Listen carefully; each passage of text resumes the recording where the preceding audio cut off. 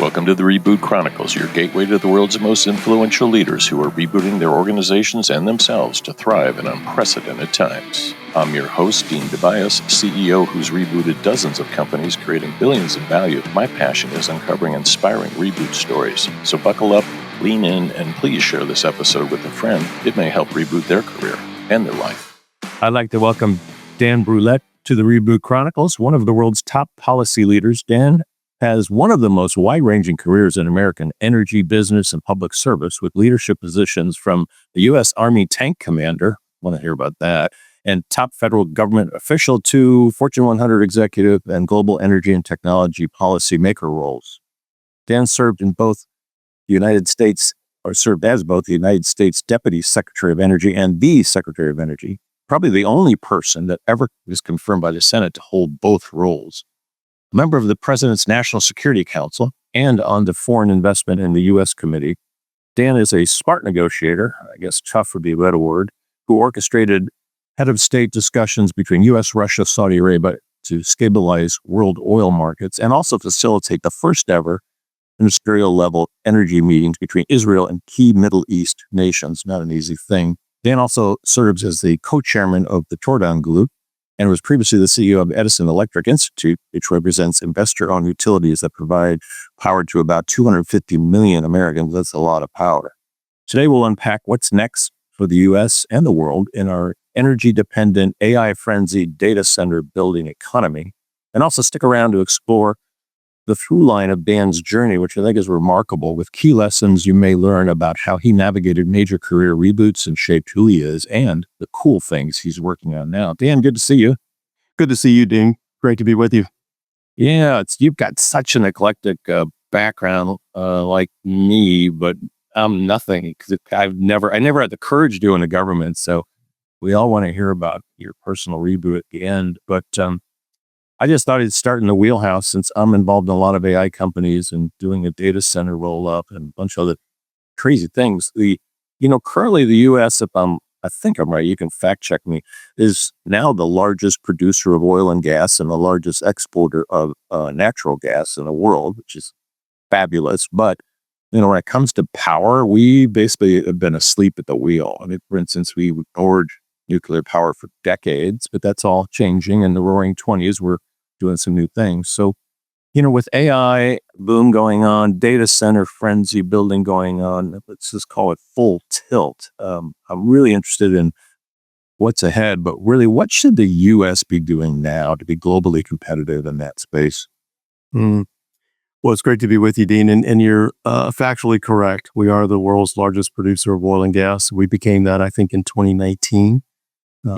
Which is an amazing achievement when you think about it. It's in our lifetimes, actually, that we've done that, and not many people realize what that actually entails, what that means. We now produce more oil and gas than places like Saudi Arabia, which when I was growing up as a kid, I thought they had all the oil in the world because I lived through the 1973 oil embargo. So that's what we were told. That's right. Yeah, but now we are in fact the largest producer. And we are the world's largest exporter of liquefied natural gas now, which is a brand new industry. Again, not many people realize how new this industry is. It didn't exist 1 decade ago, 10 years ago, that was unheard of, that we would liquefy natural gas, put it on a ship and send it around. Those are the big ships with the domes. That's how we're exporting it. Yeah, they have giant containers on them that are refrigerated. So we bring that down to, I think it's somewhere around negative 250 degrees. Fahrenheit, and ship it around the world. But it's just an amazing industry that's grown literally overnight. But you talk about where we've sort of fallen down, and I've said this in a couple other forums. Now that we know how to produce molecules, natural gas, we know how to produce crude oil, we know how to produce electrons for the most part. We have some additional work to do there. Where we've stumbled and where we've lost our competitive edge is actually moving those products to market. So we've lost our ability to permit infrastructure here in the United States. Pipeline capacity is woefully low. We can't get the molecules to the open ocean where they need to be very easily. We can't get transmission towers built in the United States very easily.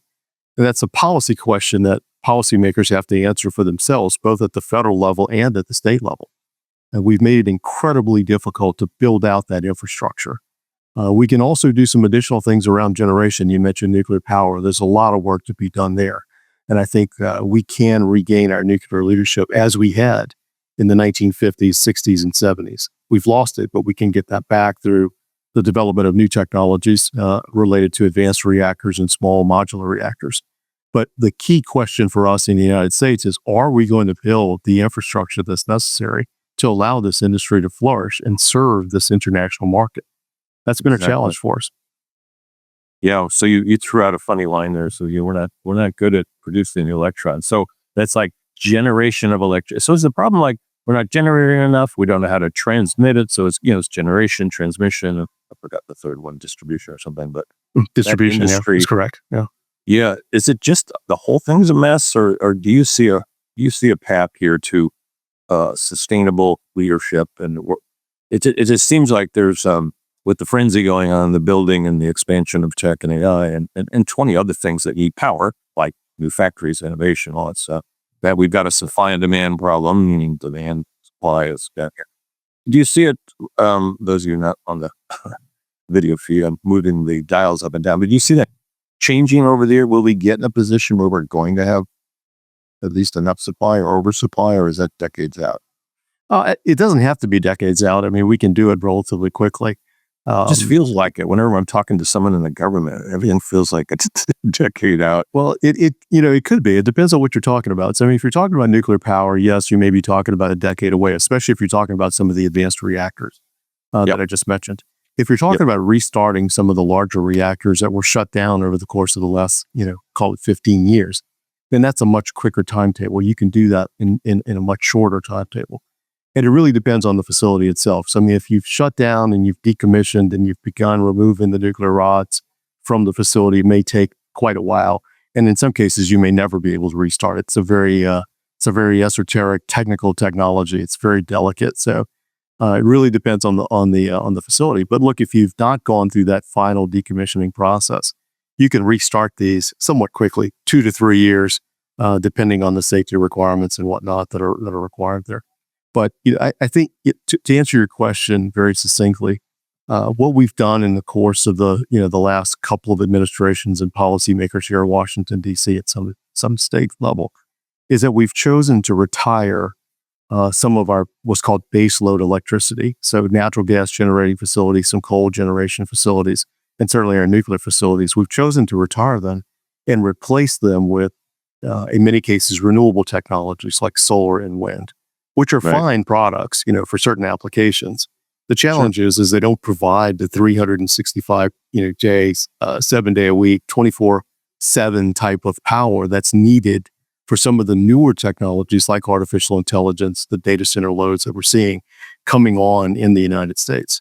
So we've got this mismatch where we've taken baseload generation out of the portfolio, replaced it with technologies that in many cases only have a 30 to 35, perhaps maybe a 40% capacity factor, just meaning that they only produce electricity 35% of the time that they're on. So it's a challenge. And that's why we're short on electrons here in the United States. I've seen reports from the Federal Energy Regulatory Commission and other government agencies that we could be short as much as 20 to 25, perhaps even 30 gigawatts of power by 2030, only 5 years away. And to put that in scale or in context, New York City on an average day uses about 6 gigawatts of power. So we're talking about potentially as many as 5 New York-sized city grids that we have to build just to meet the current shortfall that exists in the U.S. Yeah, with this data center roll-up I'm working on, it's called RWS, Redundant Web Services. We look for properties that, quite frankly, are right by a substation, just to be cautious. But many other firms are finding ones with nat gas underneath them that they can then, barter with or sell, or actually probably not produce themselves. But there is this movement to where the energy providers are coming together with the people who need the energy, whether it's a factory or it could be Ford, one of your old stomping grounds, or it could be, Facebook, who needs energy. What does that next generation of partnership look like? You're probably working on a bunch of things like that. Yeah, well, I mean, the industry is moving very aggressively because their timetables are so short. I mean, the utility industry has served the country well by and large. Our reliability rates here in the United States exceed the world's by multiples. That's all good.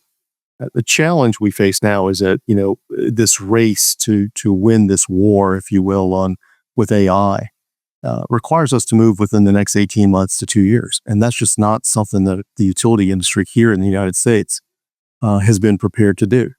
And that's because of the regulatory model that we currently operate under, which requires a socialization, for lack of a better word, of the costs that are associated with this new generation investment, this new transmission investment.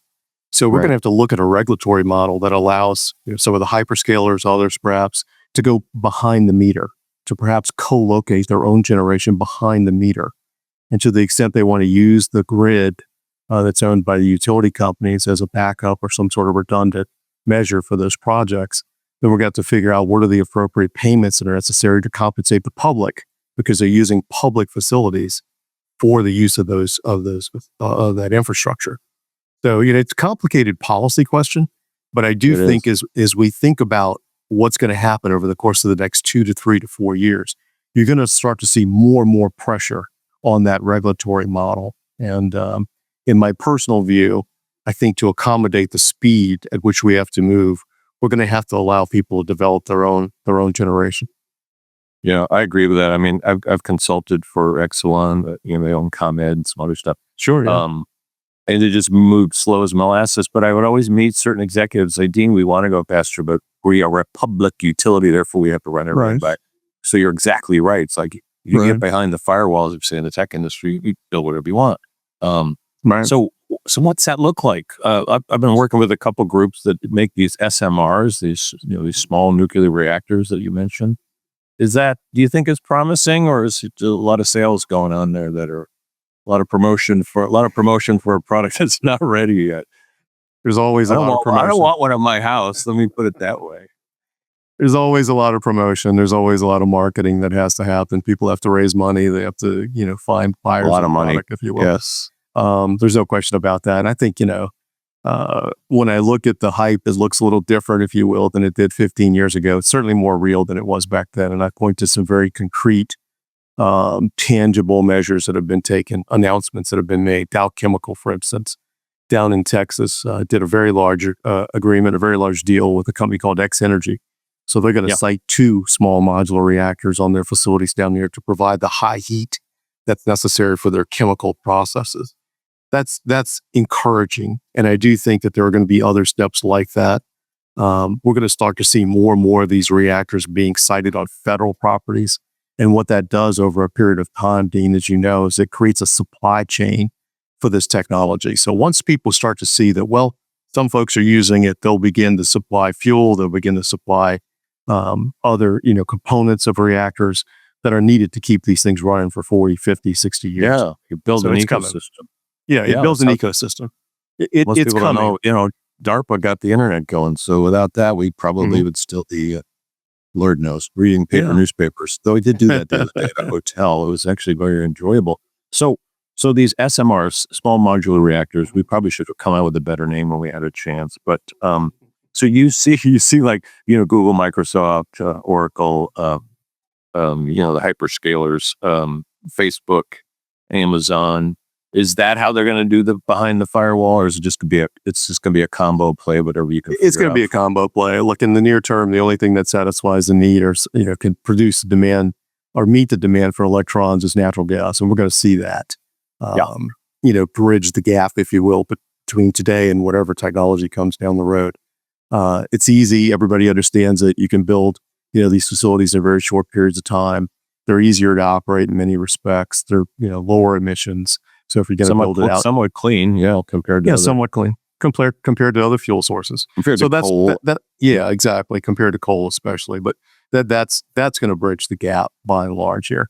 And we're still looking at roughly 7 to 8 years, in my view, before you start to see a small modular reactor behind the meter at a data center or so high. So you got to do that gas. So the AI race, you called it a war. It is a war. It's global competitiveness is on the line. And being a tech guy, it's like we're very protective of Silicon Valley, but the game has changed. I mean, it's very different. The Secretary of Energy is probably a more critical role now more than ever. A lot of questions in there, but maybe let's start with, what was it like being our Secretary of Energy? You were very aggressive. It was fun. I mean, I'm not going to kid you. It was fun. It was scary, on any given day. Not many people understand what the Department of Energy does. Did you get to fly around your own plane and stuff? Not my own plane. No, I'm in public's plane. I don't own any planes. See? No. No, but it's a fascinating. It wasn't a trick question. Sorry. Someone asked the question online. All right. Yeah. Now, it's a fascinating place, though. Not many people understand what it does. The Department of Energy obviously does some energy R&D. We, run 17 national laboratories that are literally the crown jewels of the research and development world. I've been to a couple of them. They're amazing. Fantastic. They're amazing. I mean, it's just amazing. Is Oak Ridge Energy, or is that? Yeah, it is. Yeah, Oak Ridge, Los Alamos, Sandia. Unbelievable. Los Alamos, yep. Lawrence Livermore out in California, Fermi in Chicago. There's just, there's just fantastic a lot of work places. With Fermi, obviously, but when you would go to these facilities as the big dog, was there some rooms that couldn't even take you into and be like, no, you get a chance to see everything. No, you get to see it all when you're the secretary, which is fantastic. Really, which is good. I mean, that's how we invent stuff. We stumble around. We end up in a lab in the middle of the night. We're like, what are you working on there? That's how we invented cable modems. When we were at LG Zenith, the first modem was a big box the size of this table. And, we asked us, can we shrink that down to a small size? Probably have SMRs. I mean, weren't SMRs in submarines? Isn't that what a sub-nuclear thing is? That's what a naval reactor is, which is why the Department of Energy runs the Naval Reactors program. Oh, they do? Oh, yeah. You see, that's the part of the department that not many people understand. Yes, we do lights and, all those kinds of things, electricity and whatever, but you also run the nuclear weapons program, and you also run the naval reactor program. So every reactor on a submarine or an aircraft carrier is designed and owned by the Department of Energy, and they refuel it. And it's an amazing, amazing complex to be a part of. What a diversion job. I mean, you're looking at your inbox, there's 3 complaint letters from old ladies about their meter, or old men, not this thing too. And then there's the Secretary of Defense is on the phone like, hey, what's going on with this new reactor? Or I need a new bomb to do X, Y, and Z. So design it and manufacture it and get it to me tomorrow. Those are the kinds of orders you get for. It's pretty wild. Exciting times. Yeah. So what's going on at the Tordon Group? You got some big players over there. You founded that with a bunch of Bill Barr over there. Pompeo's over there now. You've got a lot of good talent, smart guys like yourself. But what's the mission? Well, we're focused on helping people, corporations generally, manage the risks that are associated with many of the things we just talked about. So commercial risk, obviously, we help them. All of us have a corporate background. I was with Ford Motor Company in USAA for many years. And Mike, was he owned a manufacturing company for a long time after he left the Army and before he got elected to Congress. And Bill Barr was the general counsel of Verizon for many years. So we have a deep corporate background. That. Yeah.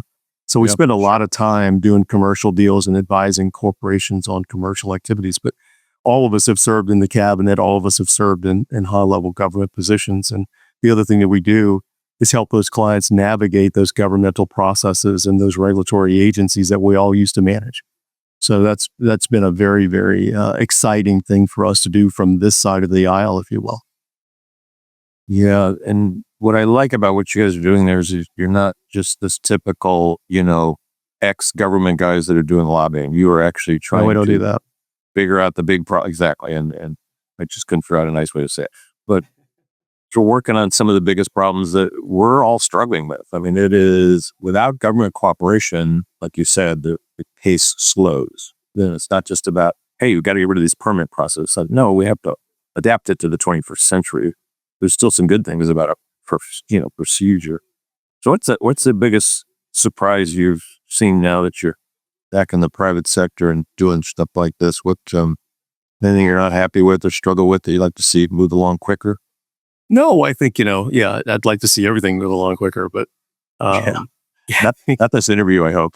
No, not this interview. But look, I think the most surprising thing is to see what we just talked about in the space of AI and looking at the amount of innovation that's coming online and really the amount of support that we're seeing for these policy changes from this particular industry has just been astounding. I mean, I remember the days when we were thinking about Ford Motor Company, my former employer, or others, and the industrial capabilities and the industrial needs that they have, for electrons and other forms of energy.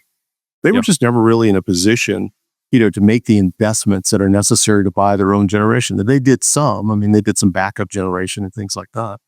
But we're watching hyperscalers come in today and say, look, we'll buy our own generation, but we'll build it big enough to serve part of the public demand as well.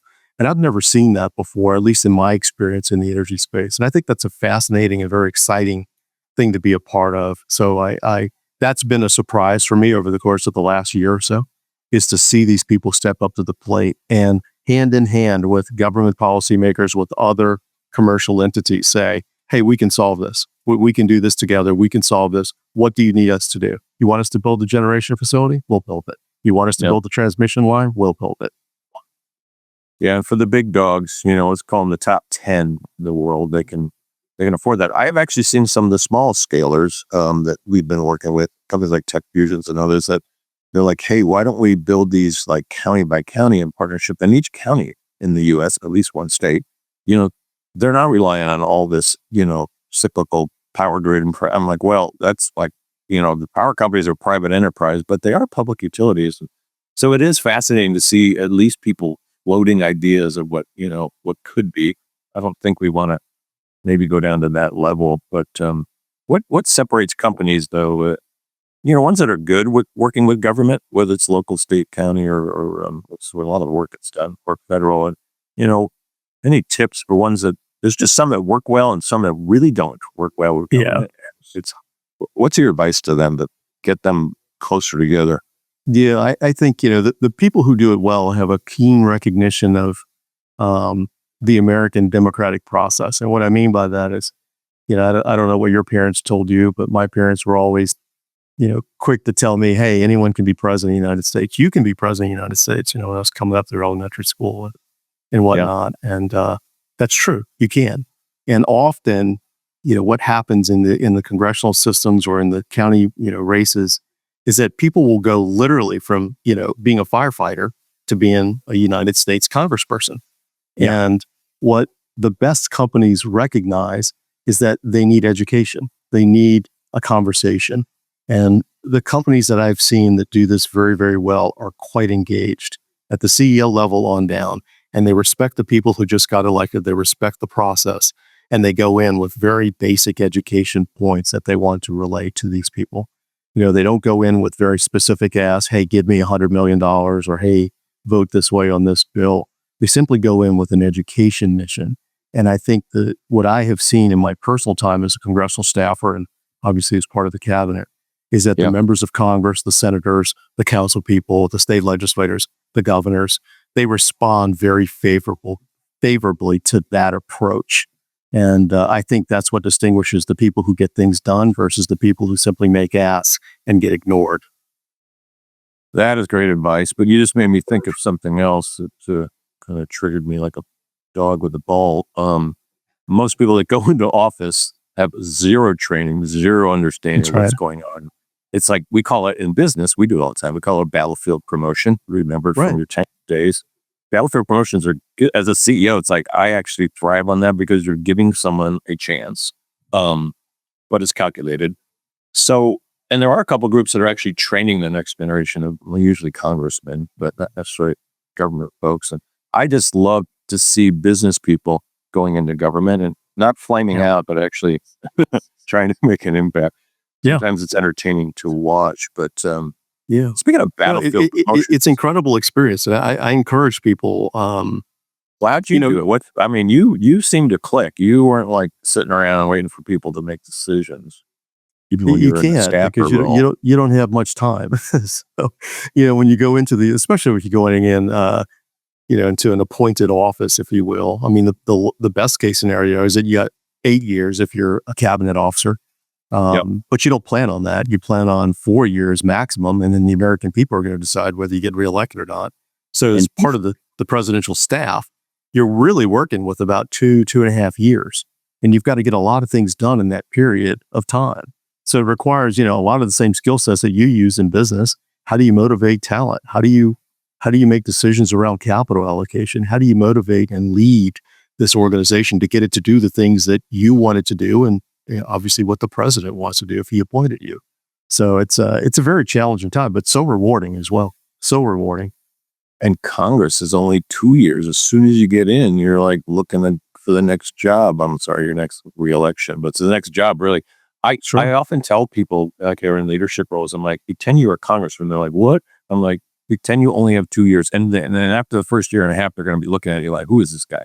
Get him out of here. So you need to make an impact within like every 6 months. And then, like, oh, I get it. But everything's temporary. You can't just sit around. You can't sit around. And, the people who thrive on this, the people who do well, are the people who are quick to learn, who want to learn, who are curious. I've told people, I served obviously in the staff of Congress, but I tell, people who want to serve in the staff, please do it. Even if you only do it for a year, 18 months or 2 years, it's the very best graduate school, in my opinion, you could ever find. You have all of this information coming at you every single day. You don't have to ask anybody for anything. It comes to you. All you have to do is just be curious and learn. It's just people fantastic. People like us thrive in that environment. I know a lot of people that don't. They're like, whoa. My coffee. I'm like, there's no time for coffee today. Speaking of battlefield promotion, what was it like being a tank commander? You just get to blow up stuff, or you actually get to pick? Yeah. The real question is, what kind of skills do you still lean on that you learned back then? It's the basic leadership lessons you learn in the Army. From boot camp on. It was a fantastic job, and I was very young when I did it. I forget exactly what age I was, but I was very, very young. I don't know, 19, 20, 21 years old. Didn't have a beard then, probably. Didn't have a beard then. They wouldn't let me have that. I did have long hair when I came in, but they got rid of that really quickly too. But I mean, it was amazing to be that young and to be handed the keys of a 60-ton go-kart and say, go play. I mean, that was a fantastic experience. I loved every minute of it. And, I got assigned early in the Army to what was back then the border between East and West Germany. So it was during the Cold War. I was in the Fulda Gap, along with Mike Pompeo, by the way. Mike was only a few clicks down from me. Oh, Mike was over there. Yeah. Yeah, he's a tank commander as well at the same time. So we had a lot of the same command structure in place. But it was a fascinating experience for me. It's during the Reagan era. There was a lot going on in the relationship between Russia and the rest of the world, certainly between Russia and the U.S. And, as a young kid, one, to have responsibility for a crew and a tank, but also to be a part of this large geopolitical, exercise that was going on in Europe at the time, was just fascinating. And it really sparked my interest, somewhat in the political process, but more in the geopolitical, things that were going on around the world. Yeah. It was a great time to be in the Army, in the ecosystem. Exactly. Yeah. And how you can impact it, which is what you've been doing. So what's that been like? What's your journey been like as you kind of rebooted yourself, private, public, government? Yeah. Any good stories? Yeah, no, it's been fascinating. I mean, I've told this story publicly. I began my energy career down in Louisiana, where I'm from. I come from a family of blue-collar tradesmen, plumbers, electricians, and welders. And I thought that my path forward in life was going to be as one of those, tradesmen. I thought, it's great living. And I learned how to weld really early, so I became a welder's helper, and then moved on to being a pipeline welder. And that was really my foray into energy, if you will.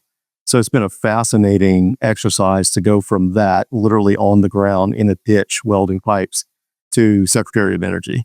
And, at each stage of that process, we talked about the military career, we talked about congressional staff career, obviously the corporate career.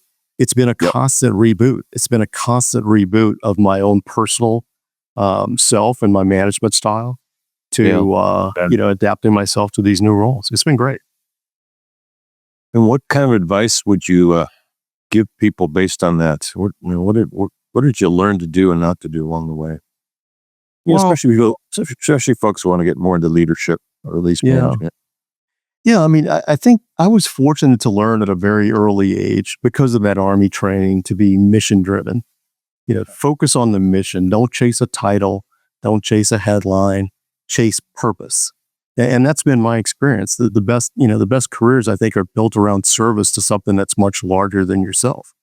And then the second part of that is just learn to adapt. This reboot process that we've been referring to.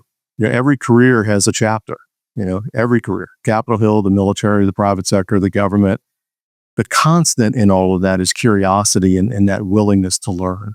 And I think, as I talk to younger people today, I really do want them to hear that message and take it to heart. And then the last thing is just to remember that leadership, it's not a solo act. While I had the privilege and the honor to serve as Secretary of Energy, it was never lost on me that, I had an incredible team around me that we had to build. My job as a leader, because that term ends, my job as a leader was simply to carry the baton as far as I could and then make doggone sure that the next runner is ready. And that mindset keeps you grounded, and I think it keeps you optimistic, no matter what chapter of your career that you're in. Yeah, great story and great advice too. Well, thanks, Dan. I want to thank you for joining us today. That was great, Dean. Thanks for having me. I really appreciate it. Been fun. Absolutely. You've been listening to Dan Brouillette. This is Dean DeBias with the Reboot Chronicles. Listen and subscribe wherever you get your podcast or at rebootchronicles.com.